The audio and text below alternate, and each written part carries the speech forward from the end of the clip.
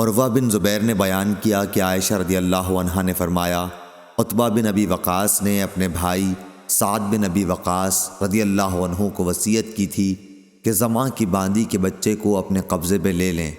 اس نے کہا تھا کہ وہ لڑکا میرا ہے۔ پھر جب فتح مکہ کے موقع پر رسول کریم صلی اللہ علیہ وسلم مکہ تشریف لائے تو سعد نے زماں کی باندی کے لڑکے کو لے لیا اور رسول کریم صلی اللہ علیہ وسلم کی خدمت میں حاضر ہوئے۔ عبد بن زماں بھی ساتھ تھے۔ سعد نے عرض کیا، یا رسول اللہ صلی اللہ علیہ وسلم، یہ میرے بھائی کا لڑکا ہے۔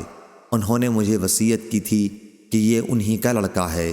لیکن عبداللہ بن زماں نے عرض کیا، یا رسول اللہ صلی اللہ علیہ وسلم، یہ میرا بھائی ہے جو زماں میرے والد کی باندی کا لڑکا ہے، انہی کے فراش پر پیدا ہوا۔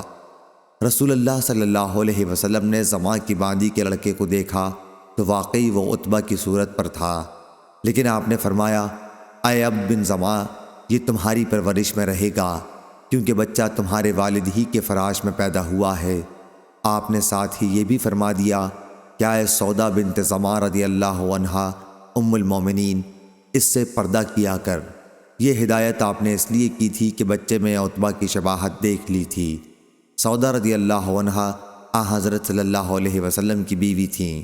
صحیح بخاری حدیث نمبر 2533۔